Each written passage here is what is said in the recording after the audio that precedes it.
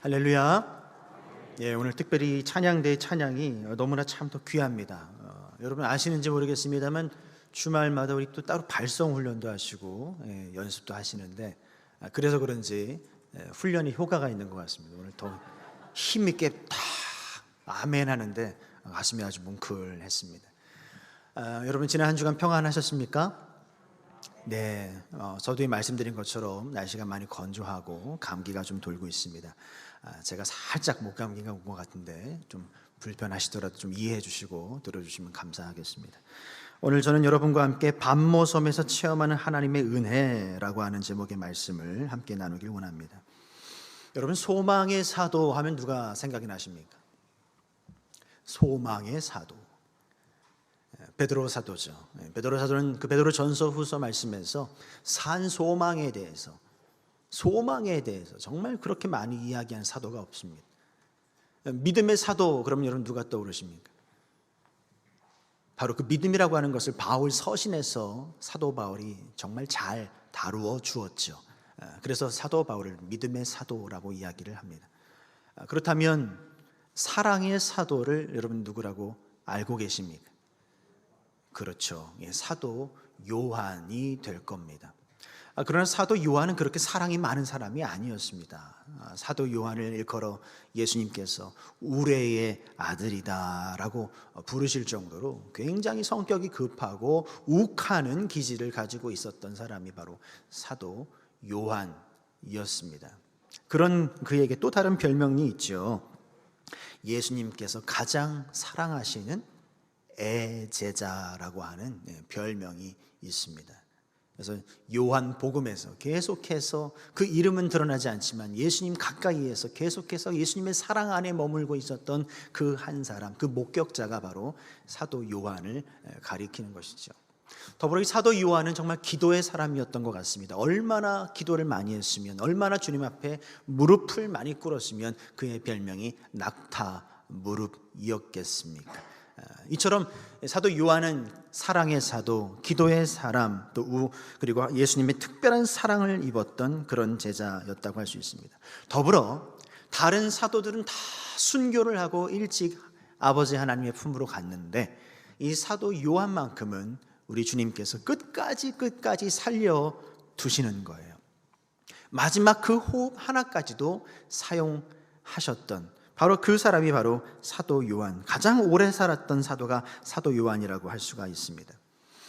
하나님께 특별하지 않은 사람이 어디 있겠습니까마는 하나님께 정말 조금 더 특별하게 쓰임 받았던 사람이 바로 이 사도 요한이라고 할 수가 있습니다. 사랑하는 성도 여러분, 여러분의 인생과 여러분의 삶이 이 사도 요한과 같이 하나님의 조금 더 특별한 은혜와 그 풍성한 은혜를 누리며 나누실 수 있는 여러분과 제가 되기를 주님의 이름으로 축원합니다. 우린 지금 요한계시록, 바로 그가 썼던 이 요한계시록을 우리가 마주하고 있는데요, 요한계시록은 총 22장으로 되어져 있죠. 이 22장이나 되는 이 요한계시록의 주제가 있다면 한마디로 하나님의 심판과 그 어린 양 예수 그리스도의 재림이 될 것입니다. 그로 인해서 우리에게 펼쳐질 새 하늘과 새 땅이 될 것입니다. 근데 하나님의 심판과 예수 그리스도의 재림과 이 새 하늘과 새 땅이라고 하는 이 계시의 말씀을, 이 심판의 말씀을 우리에게 힘주어 말씀하시기 전에 먼저 이 요한계시록을 시작하면서 처음 석장을 누구에게 할애를 했는가라고 하는 것이 굉장히 인상적인데요, 누구에게 할애를 하고 있을까요? 그것은 바로 이 땅에 있는 교회를 향해서 우리 주님은 말씀을 하고 계십니다. 교회여 회개하라는 것입니다. 교회여 회복하라는 것입니다. 그래서 앞으로 오게 될 그 환난과 심판과 그 모든 저주로부터 교회가 깨어 있어야 한다고, 교회가 일어나야 한다고 먼저 각성시켜 주는 것이죠. 자, 심판이 있기 전에 먼저 교회를 깨우시고, 교회를 깨우시기 전에 먼저 어떤 한 사람을 불러 세우시는데 그 사람이 누군가 하면 바로 요한 사도가 되겠습니다. 이처럼 우리 주님께서는 온 우주 만물을 다스리는 가운데 교회를 세우기 이전에, 가정을 세우기 이전에 먼저 성도라고 하는 그 한 사람, 그 한 영혼을 먼저 세우시는 줄 믿습니다. 사랑하는 성도 여러분, 오늘 이 시대 가운데 2023년 가운데 우리 교회도 회복해야 하고 나라도 회복해야 하고 여러분의 가정도 회복해야 할 텐데 그 모든 가운데 바로 여러분, 여러분 한 분 한 분이 주님 앞에 그렇게 먼저 세움받는 주님의 귀한 종들 되실 수 있기를 주님의 이름으로 축원합니다. 바로 그런 사도 요한, 이 사도 요한이 반모섬이라고 하는 곳으로 유배가 되어졌습니다. 끌려가게 된 것이죠. 근데 그 반모섬이라고 하는 섬은 고난의 섬, 환난의 섬이라고 할 수가 있어요. 그 이 환난의 섬, 고난의 섬, 이 반모섬에서 요한이 우리 주님으로부터 어떤 은혜를 체험했을까? 어떤 은혜를 체험했을까? 나도 요한이 체험한 그 은혜를 사모한다라고 하는 마음으로, 내게도 그런 은혜를 주시기를 바라는 마음으로 함께 오늘 말씀을 살펴보기를 원합니다. 첫 번째, 요한은 반모섬에서 어떤 은혜를 입었을까요? 요한은 그 반모섬에서, 그 고난의 섬, 환난의 섬에서 예수 그리스도를 만났다라고 하는 것입니다. 예수 그리스도를 만나게 되었다라고 하는 것입니다.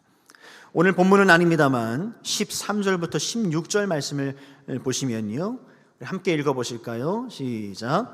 촛대 사이에 인자 같은 이가 발에 끌리는 옷을 입고 가슴에 금띠를 띠고 그의 머리와 털의 희기가 흰 양털 같고 눈 같으며 그의 눈은 불꽃 같고 그의 발은 풀무불에 단련한 빛난 주석 같고 그의 음성은 많은 물소리와 같으며 그의 오른손에 7 별이 있고 그의 입에서 좌우에 날선 검이 나오고 그 얼굴은 해가 힘있게 비치는 것 같더라. 아멘. 사랑하는 성도 여러분, 오늘 말씀에서처럼 7별을 붙잡고 계시고 그 입에서 좌우에 날선 검이 나오고 그 얼굴은 해같이 환하게 빛나는 그분이 누구십니까? 그분을 13절 말씀에서 인자 같은 이라고 소개하고 있습니다. 사도 요한이 볼 때 인자 같은 분을 내가 만났다는 것입니다. 바로 우리 주 예수 그리스도를 이야기하는 것이죠. 바로 이 고통의 섬, 환난의 섬에서 요한은 예수 그리스도를 만나게 된 것입니다. 근데 이 만남이 사도 요한에게 엄청나게 의미가 있는 만남이었을 것입니다. 왜냐하면 그동안 우리 주님이 한 번도 말씀하시지 않았고 나타나시지 않았거든요. 언제 이후로요? 부활하시고 승천하신 이후로.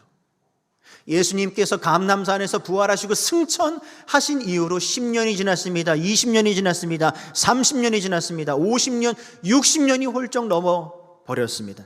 바로 그때까지 우리 예수님은 환난 가운데 있는, 고통 가운데 있는, 말할 수 없는 박해 가운데 있는 그리스도인들에게 찾아와서 한 번도 말씀해 주시지 않았습니다. 하나님의 뜻을 가르쳐 주시지 않았습니다. 계속 침묵을 하신 채로 60년이라고 하는 시간이 흘렀습니다. 그리고 비로소 어디에서요? 바로 이 고통의 섬, 이 환난의 섬, 이 반모섬에서 이 사도 요한이라고 하는 이 한 사람에게 찾아와 주시고 말씀해 주시고 나타나 주신 것입니다.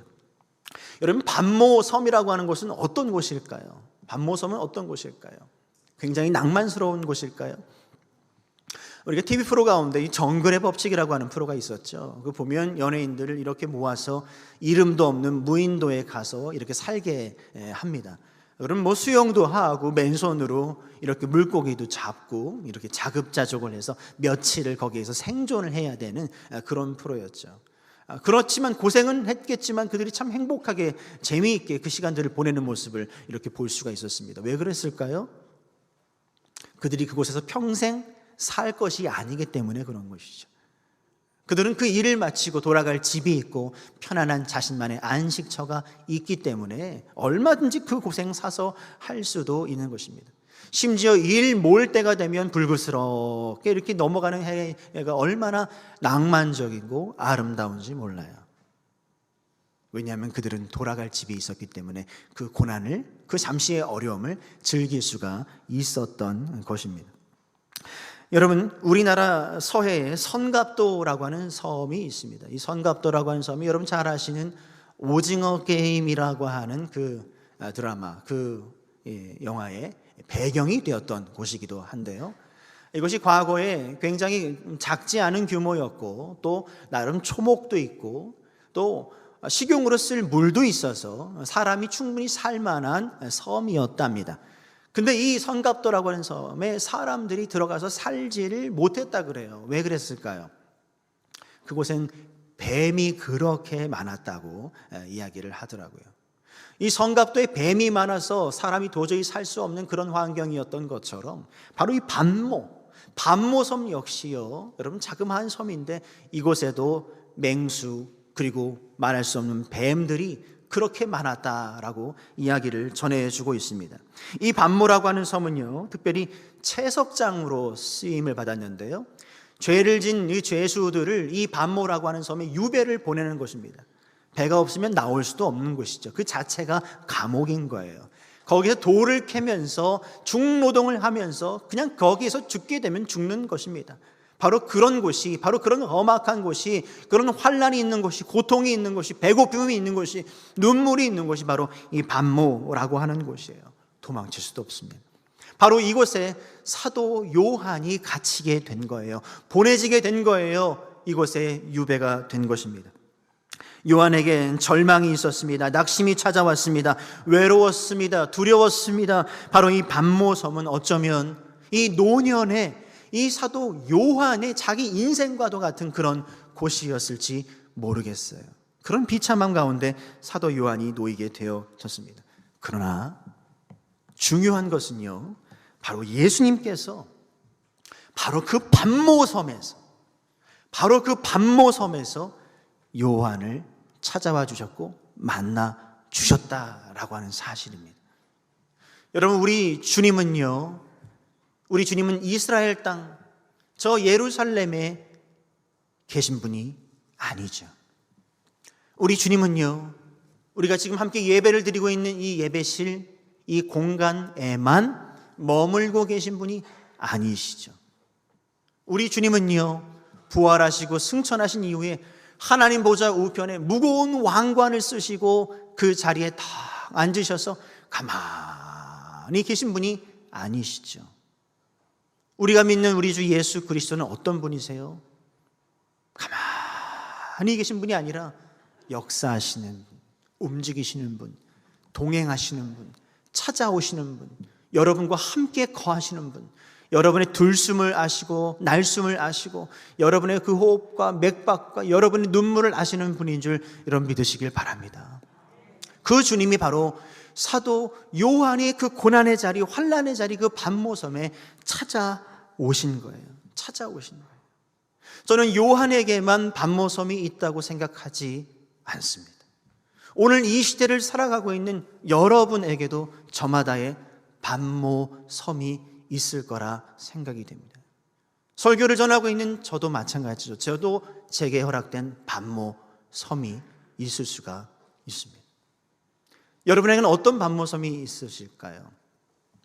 요즘에 특별히 육신의 어려움으로 인해서 기도 부탁을 하시는 분들이 참 많이 계신 것 같습니다. 이런저런 아픔과 질병 가운데 투병하면서 정말 치유해 주시기를 간절히 원하는 성도들이 참 요즘 우리 주변에 너무나 많이 계십니다. 우리가 기도해야 될 제목이라고 생각합니다. 그런데 바로 그분들, 그 투병과 바로 그 힘든 치료의 그 과정이 그 병마와 싸우고 있는 교우들에겐 반모섬일 수 있다는 거예요.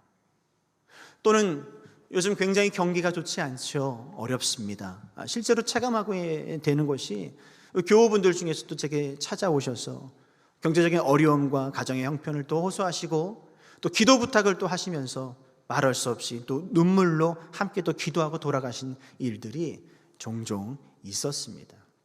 그런 상황을 놓고 볼 때 여러분, 경제적인 어려움, 이 어려운 상황 가운데 한 가정을 책임져야 하고 일터를 책임져야 하는 그 누군가에게는 그 경제적인 그 부담감과 무거운 현실이 반모섬일 수 있다는 사실입니다.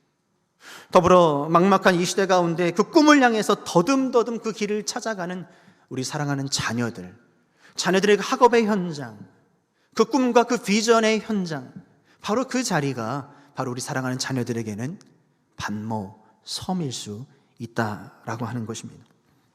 더불어 저와 같은 목회자들에게는 이 사역의 현장이 반모섬일 수 있는 것이죠. 또는 우리 사랑하는 교우들의 자녀분들, 멀리 해외에서 지금 살고 계신 자녀분들 많이 계시죠. 또는 타 지역에서 지금 살고 계시는 지금 자녀분들이 많이 계십니다. 여러분들의 그 자녀들의 그 삶의 자리가 저마다 다 반모 섬일 수 있을 겁니다. 치열하게 살아가고 있겠죠. 근데 여러분, 중요한 것은 우리의 저마다의 그 상황도 다르고 형편도 다른 그 반모 섬에 누가요? 사도 요한을 찾아가 주셔서 만나 주셨던 그 예수 그리스도께서 찾아와 주신다는 사실을 여러분 믿으시길 바랍니다. 아니, 찾아와 주시는 것이 아니라 이미 찾아오셨고 이미 여러분과 함께 동행하고 계신다는 사실, 여러분의 그 마음이 무엇 때문에 아프고 무엇 때문에 힘든지, 무엇 때문에 눈물을 흘리고 있는지, 다른 사람들에게 꺼내놓기조차 어려운 그 모든 기도의 제목들을, 마음의 아픔을, 마음의 그 어려움들을 우리 주님이 아신다는 사실을 여러분 꼭 기억하실 수 있기를 주님의 이름으로 축원합니다. 이런 찬양이 있지 않습니까? 마음이 지쳐서 기도할 수 없고 눈물이 빗물처럼 흘러내릴 때 주님은 아시네, 우리의 마음을 사랑으로 인도하신다 그랬습니다. 아멘입니까? 우리 이 찬양, 우리 고백으로 함께 찬양해 봤으면 좋겠습니다. 마음이 지치고 또 기도가 안 나오고 눈물만 흘러내릴 때 여러분, 주님을 의지하실 수 있는 여러분 되시길 바라면서 함께 찬양해 보겠습니다.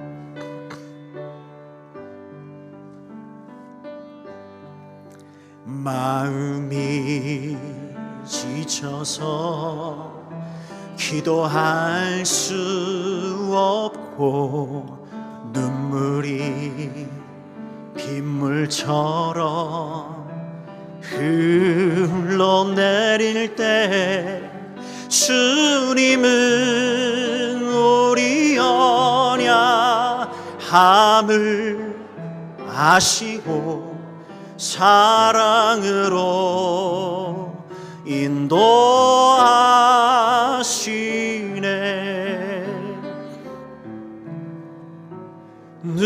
누군가 널 위하여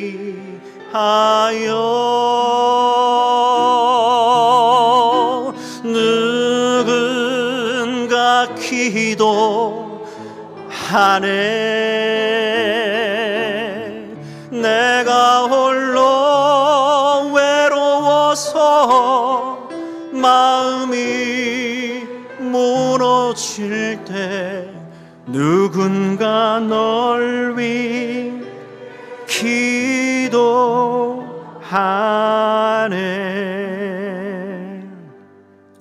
여러분을 위해서 기도하는 그 한 분이 누구십니까? 누구십니까? 예수 그리스도인 줄 믿습니다. 그분이 여러분을 위해서 중보하시고 살피시고 인도하신다는 사실, 여러분 이게 신앙이 아닐까요? 그 믿음과 확신으로 여러분 승리하시길 바랍니다. 우리 아무리 낙심이 있고 좌절이 있고 두려움이 있고 걱정이 있고 불안하고 또 눈물 지을 일들이 많은 우리의 반모섬과 같은 그런 인생이라 할지라도, 그런 가운데 있었던 사도 요한을 찾아와 주신 그 주님께서 여러분의 그 반모섬에도 어김없이 찾아와 주시고 함께 동행해 주시는 줄 믿습니다. 그 은혜로 승리하시기를 바랍니다. 두 번째로, 요한은 반모섬에서 어떤 은혜를 체험하게 될까요? 요한은 반모섬에서 사명을 받습니다. 새로운 사명을 받습니다. 10절 11절 말씀 함께 읽어보실까요? 시작. 주의 날에 내가 성령에 감동되어 내 뒤에서 나는 나팔 소리 같은 큰 음성을 들으니 이르되 내가 보는 것을 두루마리에 써서 7 교회에게 보내라 하시기로. 교회 이름은 생략을 했습니다. 7 교회에게 보내라 하시기로. 이 말씀을 보시면 여러분, 주의 날에 내가 성령의 감동이 되었다라고 그렇게 고백하고 있습니다. 주의 날이라고 하는 것은 언제를 의미하는 것일까요?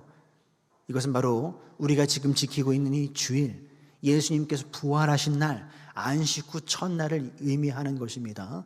바로 사도 요한은 정말 그 포로의 신분으로, 죄수의 신분으로 반모섬에서 정말 땀을 흘리며 고된 노동을 하면서 지금 그렇게 비참하게 살아가고 있는 중에도 무엇을 기억했다는 거예요?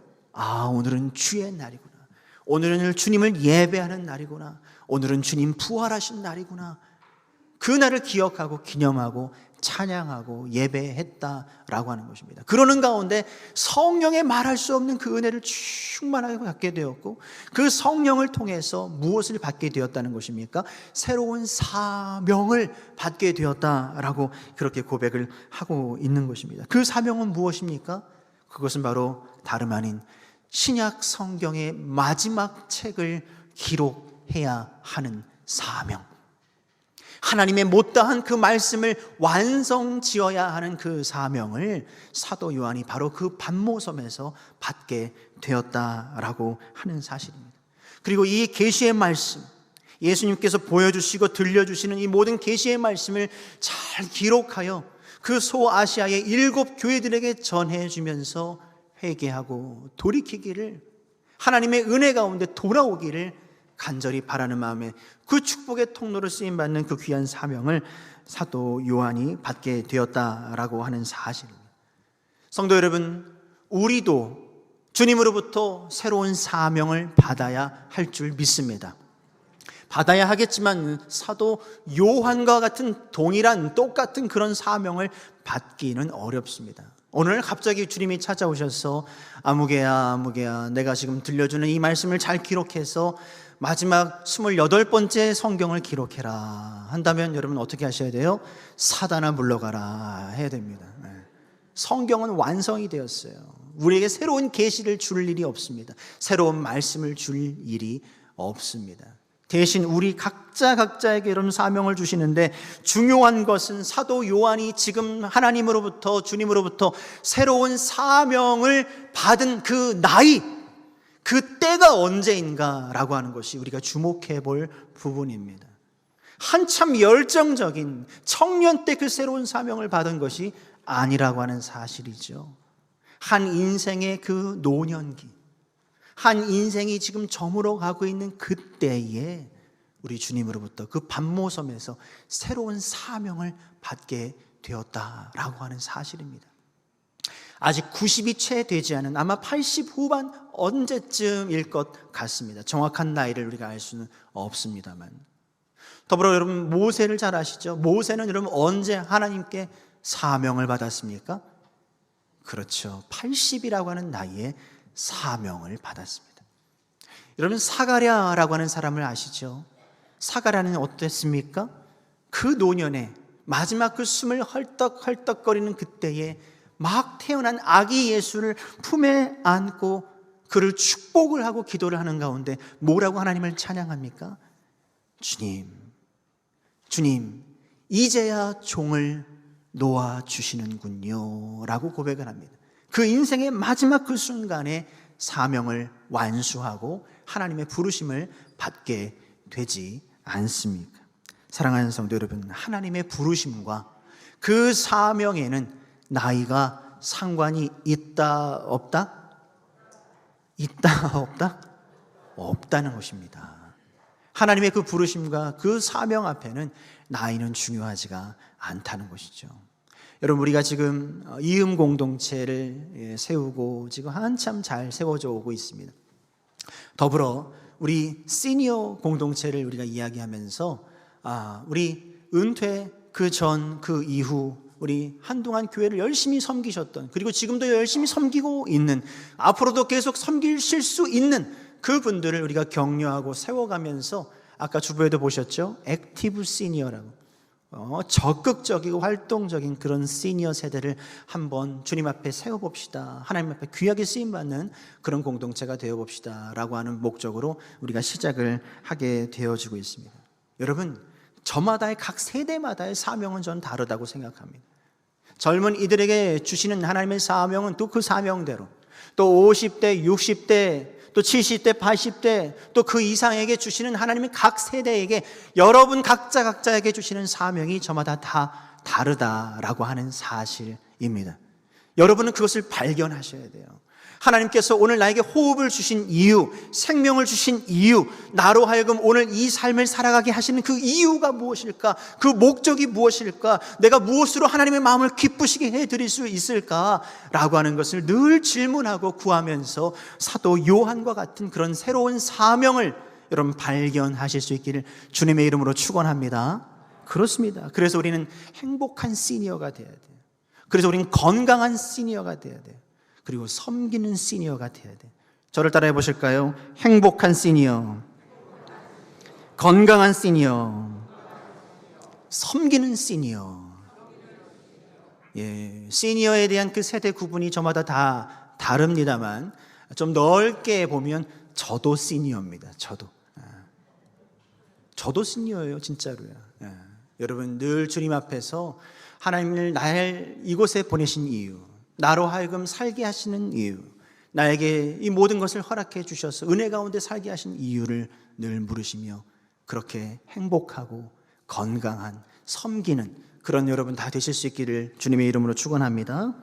여러분 이 사도 요한이요, 80대 후반에 이 도미티아누스 황제가 죽고 난 이후에 이 반모섬에서 자유케 되어집니다. 그리고 어디로 오는가 하면 에베소로 나와요.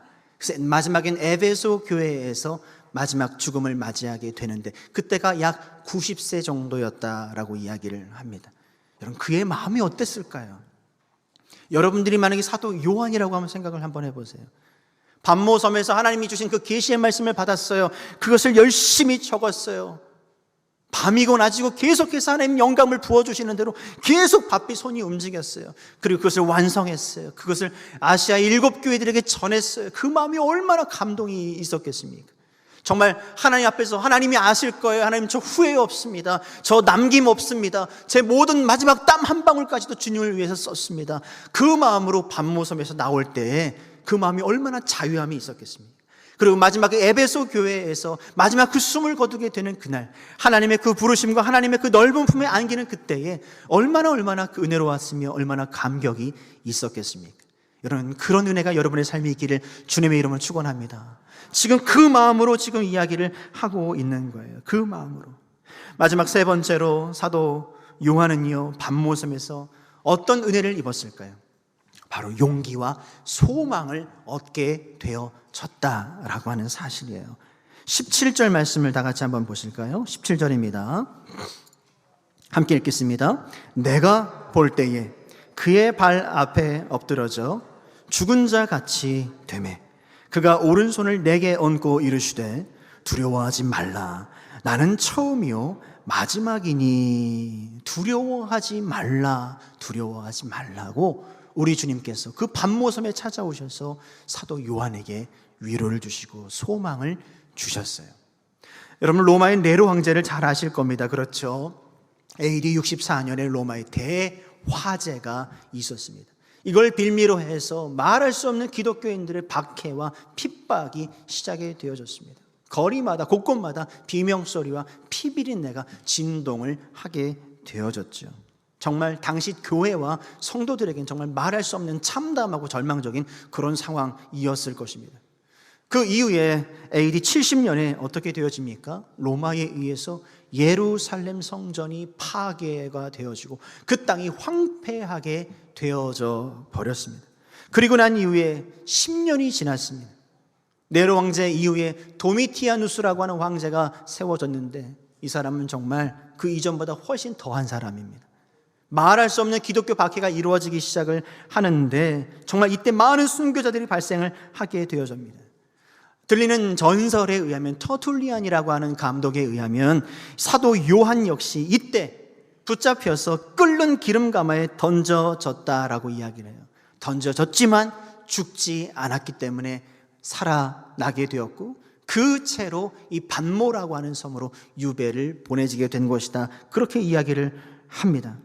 이때 사도 요한은 자기의 동기들, 함께 동고동락했던 사도들 다 순교하고 죽고 말았어요. 자기 자신만 남게 되었어요. 근데 말할 수 없는 자신의 그 육체적인 고통과 이 마음의 상처와 이 영혼의 어두움의 시간을 지금 보내고 있는 거예요. 그런 가운데 이 사도 요한, 이 노인에게 이 마음에 어떤 마음이 들었겠습니까? 야, 이제 끝이구나. 절망적이구나. 이제는 정말 끝인가 보다.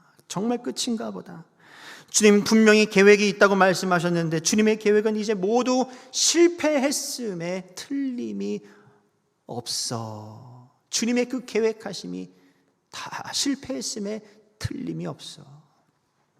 또 교회에 무슨 미래가 있단 말인가? 이 시대의 교회에게 무슨 소망이 있단 말인가?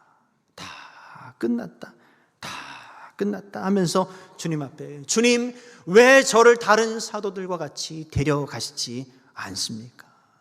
왜 저를 베드로와 같이, 왜 저를 야고보와 같이, 왜 저를 도마와 같이 데려가지 않고 왜 이 반모섬에서 이 고통 가운데 남겨두고 계신 것입니까? 라고 주님 앞에 호소하는 그 요한에게 우리 주님이 말씀하셨다는 거예요. 사랑하는 아들 요한아, 두려워하지 말아라. 두려워하지 말아라.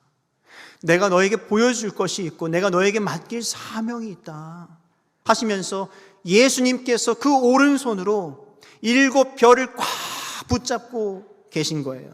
그 7별을 붙잡고 7 금초대 사이를 다니시는 모습을 보여주시는 거예요. 7 금초대는 당시 7 교회를 상징하는 거예요. 7별, 주님의 손에 꽉 붙잡고 계신 그 7별은 주의 종들을 의미하는 거예요. 아직 끝나지 않았다는 거예요. 아직 내 계획이 이루어지지 않았다는 거예요. 지금 네 눈엔 실패한 것 같이 보이지만, 다 끝난 것 같이 보이지만 아직 시작도 하지 않았다고 주님은 말씀을 하시는 거예요. 그리고 지금 내가 너에게 보여주는 이 모든 것을, 내가 너에게 들려주는 이 모든 것을 받아 적으라는 거예요. 기록하라는 거예요. 그리고 절망과 낙심 가운데 있는, 죽음의 공포 가운데 있는, 믿음을 지킬 것인가 배교할 것인가, 이 사이에서 갈등하고 있는 많은 성도들에게 이 편지가 읽혀지게 하라는 거예요. 아직 끝나지 않았음을 주님이 함께하고 계심을, 새 힘을 주라는 것이고 소망을 주라는 것이고 용기를 주라고 말씀을 하시는 거예요. 이 이후에 사도 요한의 깊은 깨달음이 찾아오기 시작했습니다. 예수님이 교회를 버리지 않으셨구나. 교회를 버리지 않으셨구나. 성도들을 포기하지 않으셨구나. 놀라운 계획을 아직도 여전히 가지고 계시는구나 라고 하는 확신을 갖게 되었습니다. 그 확신을 가지고 소망이 생겼어요. 이 계시의 말씀을 막 받아 적기 시작하는 거예요. 그리고 요한의 어조는 지금 굉장히 격양되어 있습니다. 빨리 전하고 싶은 거예요. 마음이 급한 거예요. 그 마음으로 이 요한계시록을 시작을 하는데, 여러분 1절부터 3절까지 말씀을 우리 그 마음을 느끼면서 함께 읽어보면 좋겠습니다. 시작. 예수 그리스도의 계시라. 이는 하나님이 그에게 주사 반드시 속히 일어날 일들을 그 종들에게 보이시려고 그의 천사를 그 종 요한에게 보내어 알게 하신 것이라. 요한은 하나님의 말씀과 예수 그리스도의 증거, 곧 자기가 본 것을 다 증언하였느니라. 이 예언의 말씀을 읽는 자와 듣는 자와 그 가운데에 기록한 것을 지키는 자는 복이 있나니 때가 가까움이라. 때가 가까움이라. 할렐루야. 9절 말씀을 보시면 사도 요한이 고백합니다. 자기가 환난을 당했다는 것입니다. 누구 때문에요? 예수님 때문에 자기가 환난을 당했다는 것입니다. 그러나 자기는 인내하고 참았다는 것입니다. 누구 때문에요? 예수님 때문에 나는 또한 참을 수 있었다라고 고백합니다. 왜요? 하나님의 이 말씀과 예수 그리스도를 증언하는 이 일 때문에 나는 그렇게 환난 가운데도 인내했다라고 하는 것입니다. 사랑하는 성도 여러분, 여러분에게도 저마다 다 반모섬이 있을 겁니다. 경중은 다르고 상황도 다르고 형편도 다른 반모섬일 테지만 각자에게 힘들고 어려운 반모섬에 우린 살아가고 있습니다. 그런데 중요한 것은 그 반모섬에서 우리가 살아간다는 것이 중요한 것이 아니라 그 반모섬에서 우리가 어떻게 살아가는가가 중요하다라고 하는 사실입니다. 그 말할 수 없는 고난과 말할 수 없는 어려움, 말할 수 없는 눈물이 있는 그 반모섬에서 내가 어떻게 살아가는가, 그곳에서 나에게 주신 그 고난의 의미를 내가 찾아가며 발견하며 살아가는가, 이것은 우리에게 너무나 중요하다라고 하는 사실입니다. 여러분, 지미 카터라고 하는 미국 전 대통령을 잘 아실 겁니다. 이분이 96세이신데 피부암, 또 그 암이 간과 뇌까지 또 전이가 된 상태라고 하죠. 처음에 인데 이분이 암 진단을 받았을 때 하나님 앞에 먼저 그렇게 기도했다 그러잖아요. 뭐라고 기도했을까요? 하나님, 살려달라는 게 아닙니다. 살려달라는 게 아닙니다. 죽음에 대한 올바른 의미와 태도를 알게 해 주십시오 라고 기도했다는 것입니다. 사랑하는 성도 여러분, 죽음과 같은 어려운 환난이 찾아온다 할지라도 그 가운데서 우리 그 죽음과 같은 상황에 짓눌려 어찌할 바를 모르고 살아가는 절망적인 삶을 살아가는 것이 아니라, 하나님, 저에게 이 반모섬을 허락하신 그 이유가 무엇일까요? 오늘 저로 하여금 이런 삶을 살게 하시는 하나님의 그 뜻은 무엇일까요? 구하며 물으며 그 답을 주님과 함께 찾아가실 수 있는 여러분 되시길 주님의 이름으로 축원합니다. 사랑하는 성도 여러분, 인생을 살면서 우리는 사도 요한이 머물렀던 반모라고 하는 섬을 피해갈 수는 없습니다. 그러나 그 반모라고 하는 인생의 섬에서 하나님의 은혜를 체험하며 살 수는 있습니다. 여러분의 그 반모섬에 지금 이 순간에도 사랑의 그 주님이 찾아오십니다. 그리고 여러분에게 새로운 그리스도인으로서의 그 사명을 허락해 주십니다. 그리고 절망적이고 어두운 이 세상을 소망의 빛으로, 위로의 빛으로 비추라고 우리에게 부탁하십니다. 그 마음으로 여러분 승리하실 수 있기를 주님의 이름으로 축원합니다. 그 마음으로 이 시간 고백하며 함께 찬양했으면 좋겠습니다.